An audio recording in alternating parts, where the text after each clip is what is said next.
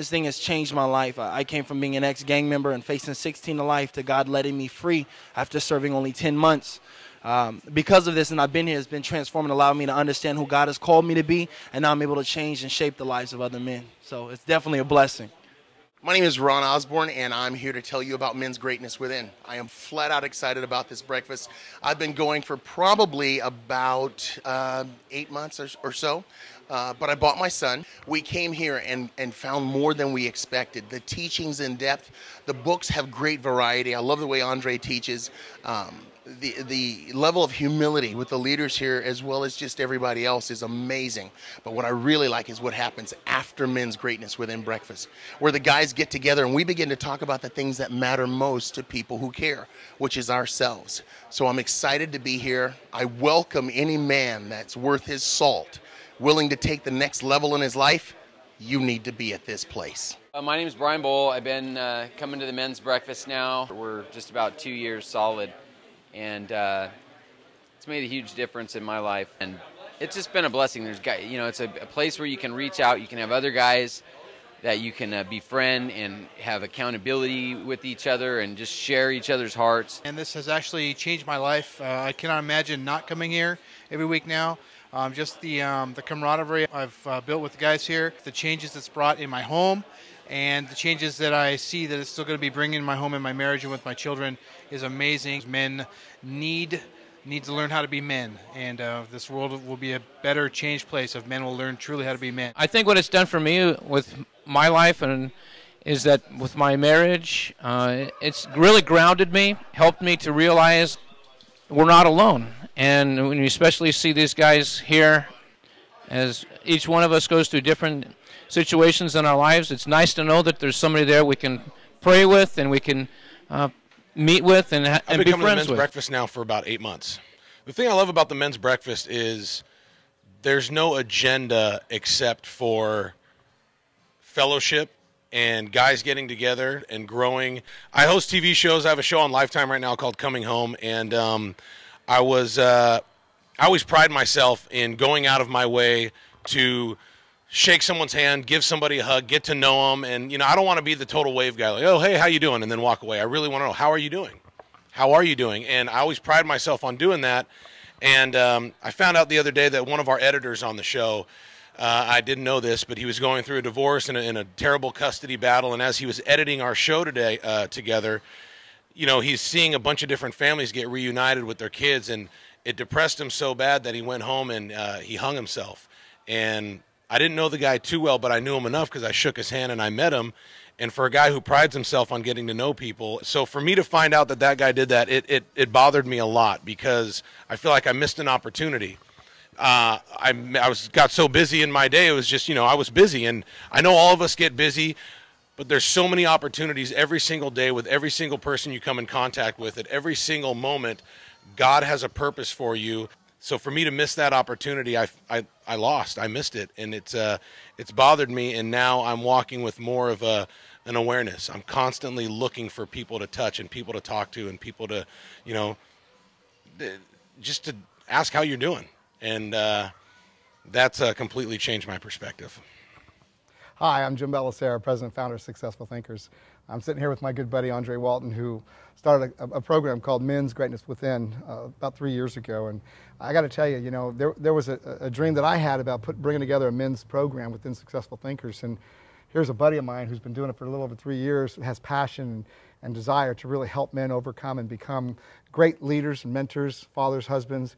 And there's nobody better, in my opinion, to really take this to another level with us.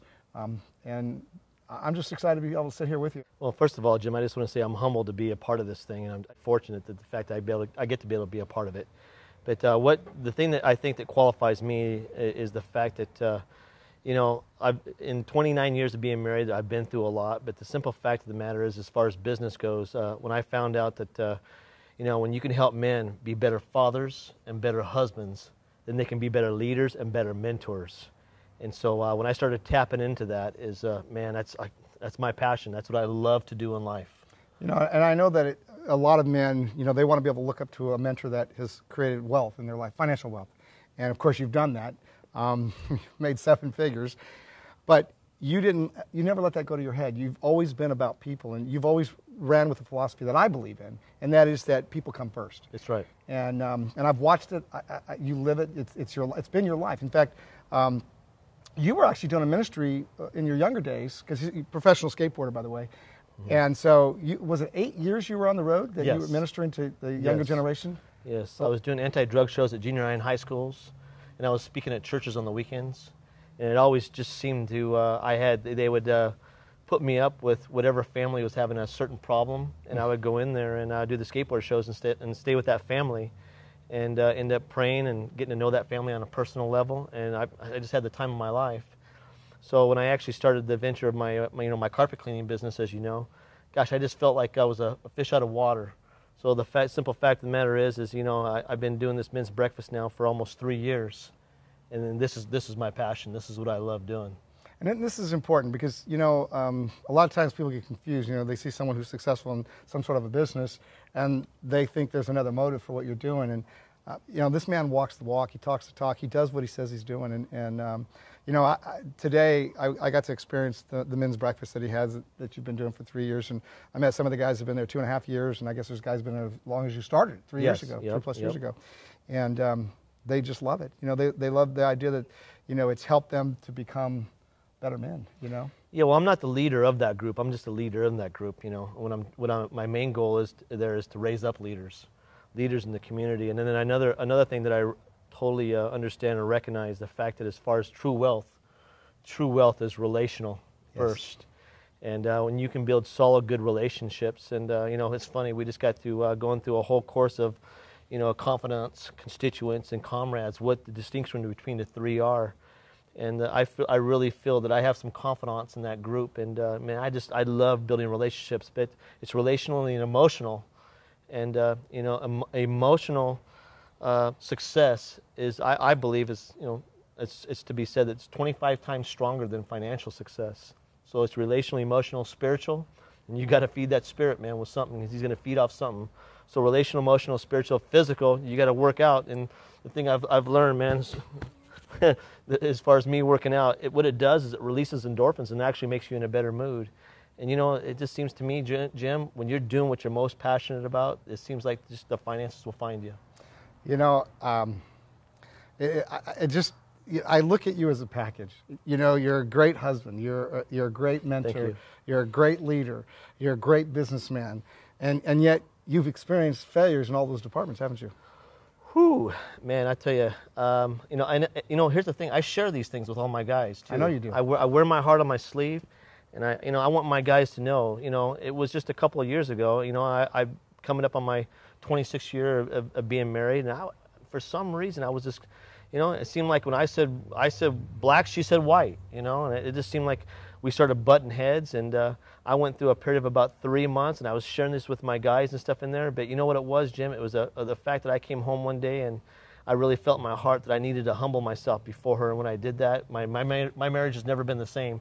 So to be able to bring that into my my men's greatness within, and share that with these guys, and share them how powerful it is when we do humble ourselves and submit ourselves in relationships, man, how powerful that can really be.